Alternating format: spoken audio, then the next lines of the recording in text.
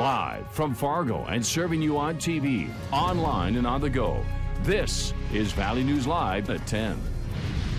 $900 doesn't equal 24 hours care because it's so intense to save these guys.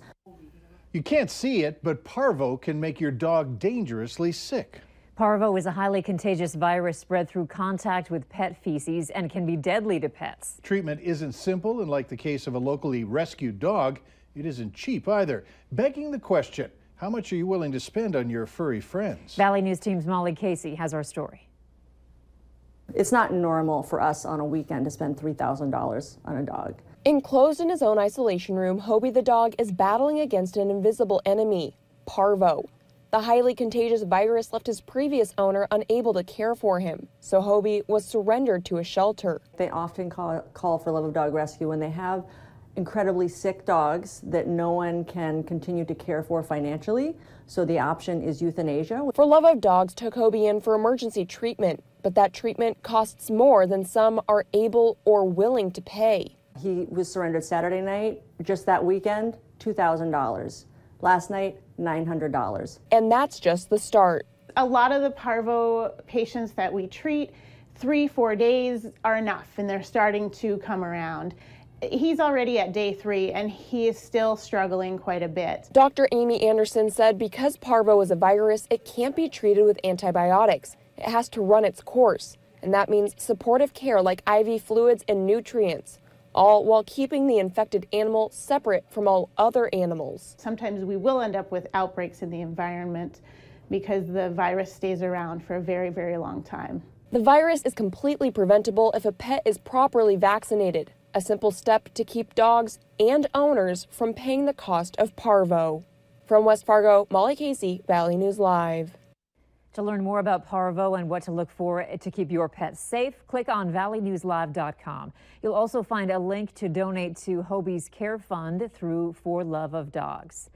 So how much is too much for a pet's health care? We'd like to hear from you. You can join the conversation by liking Valley News Live on Facebook.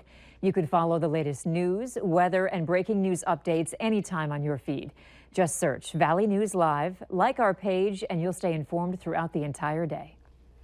The door to winter was kicked wide open yesterday and will probably stay that way for a couple of months at least. No more complaining. Time to get used to it, right, Hutch? Well, it is the northern plains after all, and a coating of snow for some than others here in Fargo.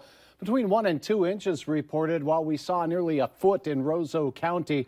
Today, we didn't get much additional snowfall, but we certainly had the wind. And take a look at roads and the impacts of the snow and ice on road surfaces. This is Highway 32 on the Red Lake Pennington County line. Thanks, Matt Dokken, for uploading your photo. The wind continues to be gustiest out to the east, where it's still 30 miles per hour from the west in Bemidji, 22-mile-per-hour gusts for you in Wadena. That's driving wind chills down into the 10 to 15 below category up in northern Minnesota. We have clear skies for now as we head into the overnight. That means it's going to be quite frigid. Wind chills for the bus stop in the morning will be between 10 and 20 degrees below zero up and down the valley. So be prepared to bundle up the bus riders. I'll have details on a blustery midweek forecast, but there is warm air to talk about too, and I'll give you the details in a moment. All right, thanks. Look forward to that. You bet. 5,000 acres have been scorched as the so-called rye fire continues to burn in Santa Clarita, California.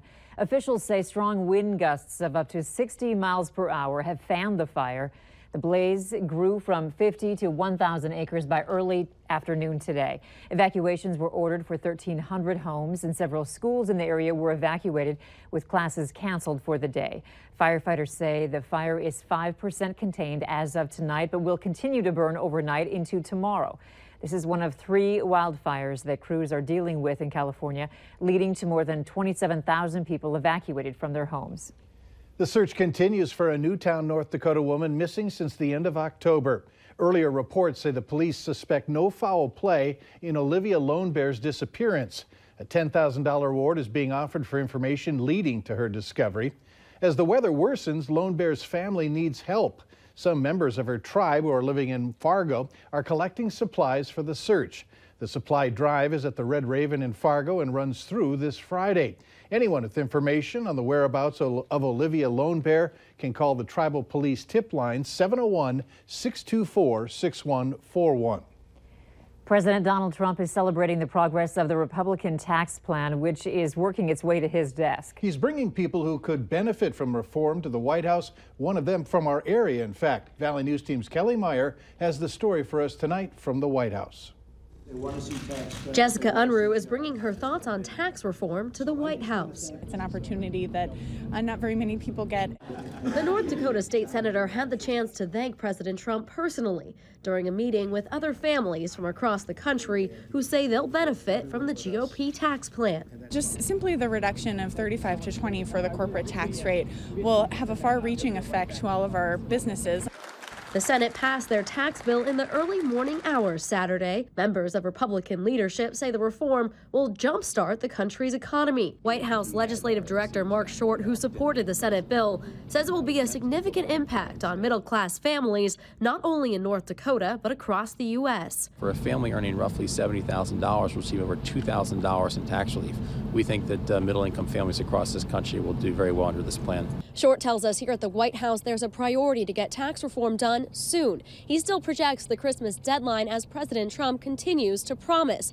But Democrats say there's still time to fight it. What we really need to do is go back to the drawing board. Democratic senators like Michigan Senator Debbie Stabenow are pushing for a bipartisan solution to tax reform, encouraging other Republican members to stop this process and start over, with input from both sides of the aisle. This is an example of how government should not be working. Reporting in Washington, I'm Kelly Meyer, Valley News Live.